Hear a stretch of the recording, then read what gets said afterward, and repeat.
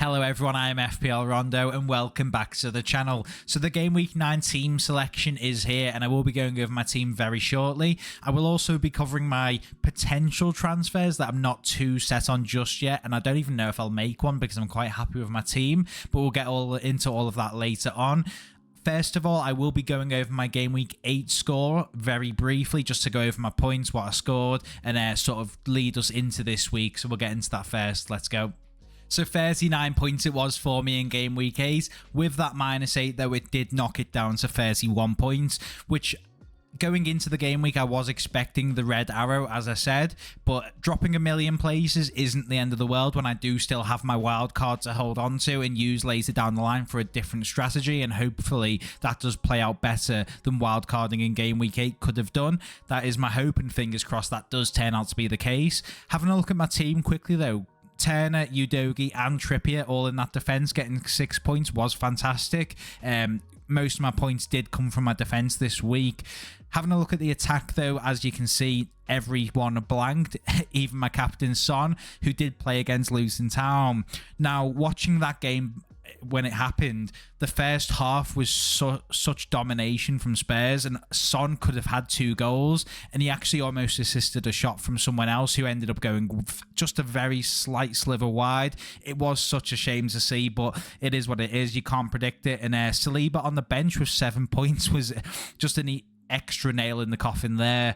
Salah with the 2 goals did absolutely destroy my rank. I was expecting the chance for a potential haul for someone this week, and it just ended up it did happen to Salah, and obviously there were people who did captain him as well, so congratulations if you were on the Salah captaincy that week. But yeah, the week is done and we now move on to Game Week 9, so let's get into that team selection. So this is my team for Game Week 9 as it stands. It was a tough decision between my goalkeepers this week because Onana and Turner both have favourable fixtures. Turner against Luton and Onana against Sheffield United. I've opted for Onana, and very just because I do think that they need something. Manchester United need something surely soon, and I think Sheffield United is the game for that. If Erik ten Hag can't get Man United a clean sheet against Sheffield United after all the games that they've recently had, there's no hope for them. So I think they will be they'll be sweating a little bit to get that clean sheet, and I think Onana will be trying extra hard. Obviously, with the spotlight being on him defensively this year for Manchester United, a lot of the issues do seem to come from him. But nevertheless, here I am playing him, so hopefully that does turn out to be the case. I might do a last-minute switch to Turner. I will post that on Twitter if it is done, so stay tuned on there and follow me over on Twitter if you do want the latest updates, just in case I do make that switch. But for now, it does sit with Onana in goal for myself. Cash, Udogie and Trippier are in my defence for this week. Cash was a bit of a questionable one against West Ham United because I do think West Ham will score that in that game. They are looking very good offensively, and with James Ward-Prowse and Bowen, just the main spotlights of that attack, I think there's a lot of chance there is a goal for West Ham there. So I'm very well might swap him out for someone. I'm not too sure who yet. Obviously, I've got Saliba and Kabore both on the bench, both with decent fixtures. Saliba does have that flag on him this week. I'm not too sure what the reason is. I've had a look online and I can't seem to get a direct answer as of now. So if you do know why Saliba is flagged, let me know in the comments below. For some reason, I just haven't been able to find anything over the last sort of while I've been looking into it. Moving on to the rest of that defence now, and as I said earlier, I do have Udogie and Trippier in that position. Udogie has Fulham at home, which should be a fantastic fixture for him in that Spurs stadium. Spurs have been in fantastic form so far this season, and Fulham not so much, so you would expect a clean sheet here. I know it is a London derby, but no, I can't see anything for Fulham in this game, so hopefully we can get the 6 points at least for Udogie, although he has been quite attacking recently, and we have seen him getting up that left side quite a lot, so hopefully we can see an attacking return. Trippier, on the other hand, does have Crystal Palace at home as well, which is fantastic, another home fixture, and it's the same actually across all my defence. Hopefully that does play into Trippier's favour because Crystal Palace actually have been very strong defensively this season. Not so much in the attack. We have seen them struggle to score goals. But yeah, Crystal Palace at home for Trippier should be at least a clean sheet, I would hope. There's at least a good chance for that anyway. I think there's less chance here for an attacking return for Trippier just because, as I said, that Crystal Palace defence has been very strong recently, and I would expect that to stay the same here. They will just be basically parking the bus at St James's Park, I would expect. So apologies for the lighting change mid-video. It is getting very dark very quick now, so it has got to the point where I'm turning my light on, which has changed, and it just looks strange. But here we are. We're just going to have to live with it for a little bit while I work on getting lighting for my setup. That will come eventually. I'm just not too sure when. But anyway, getting on to the rest of the video, we're going to move on to that midfield now, and we have got that 3-5-2 again, which again is my sort of favourite formation on FPL for the most part because it gives a good balance between that midfield attacking return bonus, which you can get when you score a goal. I think that is quite beneficial, and the added bonus for the clean sheets as well. It's just quite nice, and I do like that 5 midfield. It's just my favourite. I'm not too sure why, but running through that midfield, I've got Mbeumo against Burnley, who I think might actually be a bit of a punt this week. I'm not expecting a lot of people to play him because a lot of people have moved on from him. So Burnley at home could be a great fixture for him, being on penalties and I believe free kicks as well. Great fixture for him. Odegaard at Chelsea. Anything could happen against Chelsea. They have picked up a bit of form in the last few games, as we've seen. They have actually started to find the back of the net. But yeah, they are still quite open defensively, and I would expect Arsenal at least to score 1 or 2 goals, and I would expect them to win the game as well. So Odegaard is in there. Obviously, I don't have Saka, although he won't most likely will start. But Odegaard is fantastic, and he does get the occasional penalty as well, which we have seen in recent weeks. Son is my vice captain for this week, who does have Fulham at home. Now, I haven't learned from last week and put the vice captaincy on him. Hopefully, even if I'm expecting Haaland to play, who is my captain for the week, but if he doesn't, then I'm relying on Son again, which isn't the best, again, after last week. But Fulham at home is a great fixture. It's similar to Luton, I would say, but hopefully he can get an attacking return in this game. I would expect him to be on penalties over Maddison, although I'm not too certain just yet. Hopefully we can see a goal from him in this game. When I do wildcard eventually, he might get moved out. I'm not too sure, especially with him getting substituted at about 60-70 minutes each game. For someone of that value, I'm not too convinced. I know it was expected, but he does seem to have this ongoing injury because in the Korea game, South Korea game midweek in the international break, he was spotted limping off at half-time, so that isn't great as well. So hopefully he can sort of recover from that sooner rather than later, although it does seem to be an ongoing injury.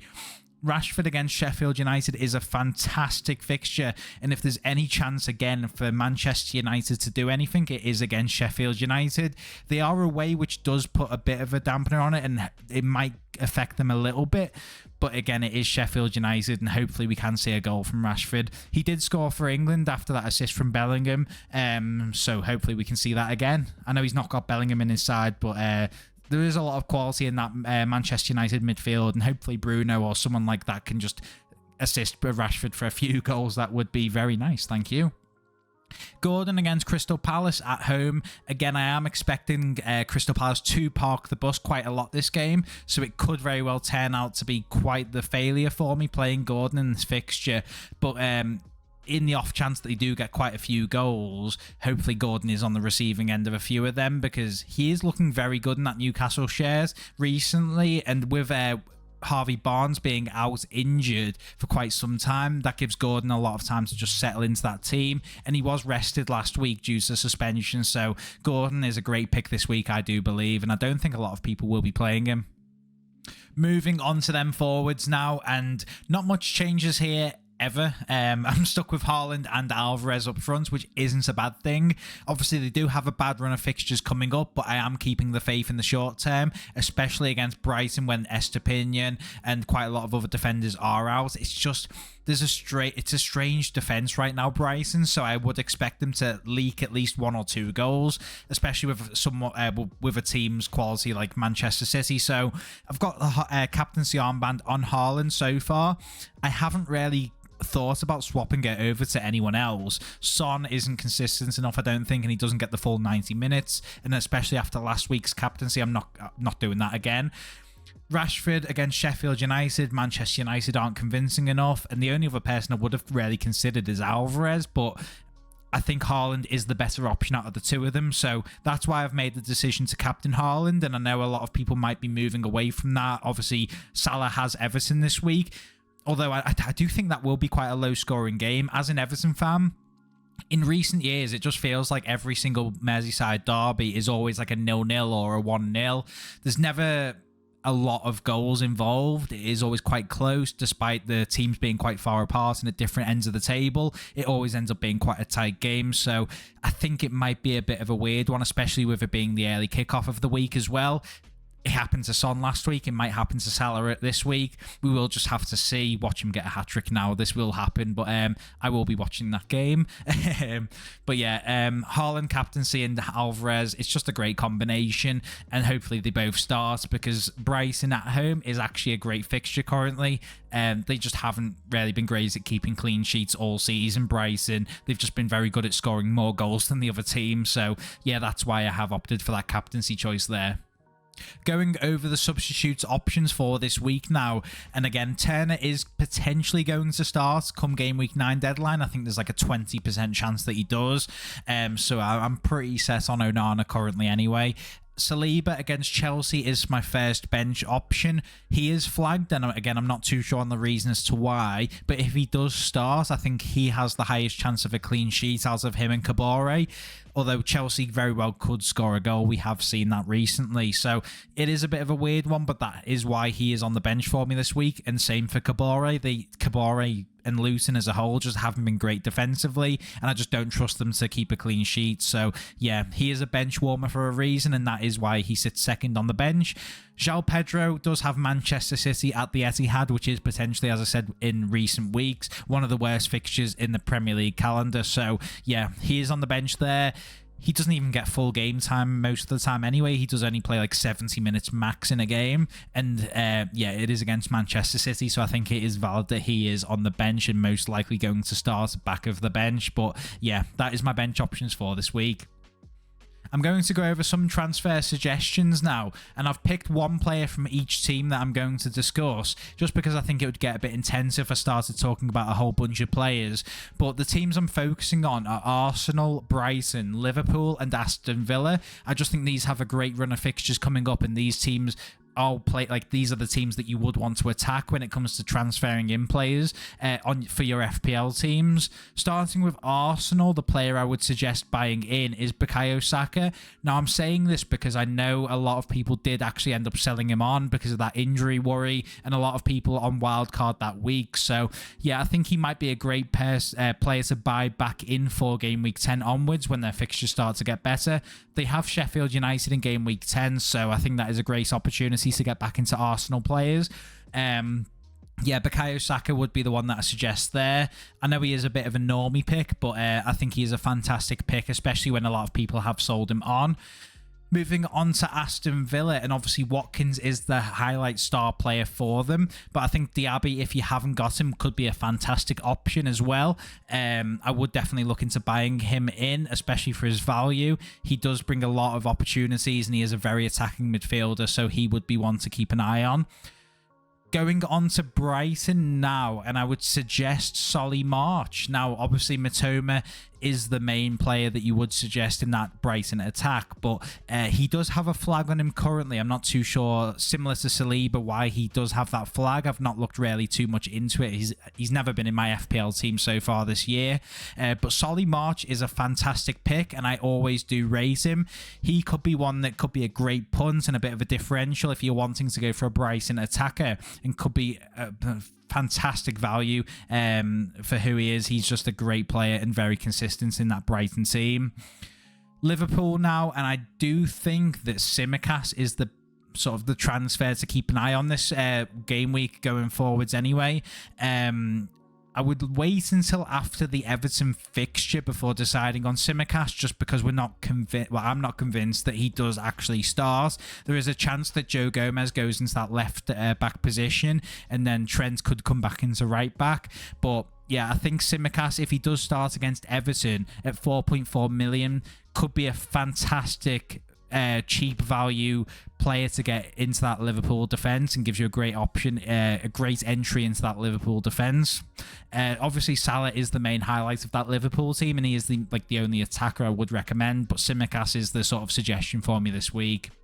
And that will do for today's video. So I'd like to thank you all so much for watching. Have you made a transfer going into that Game Week 9 deadline? Let me know in the comments below.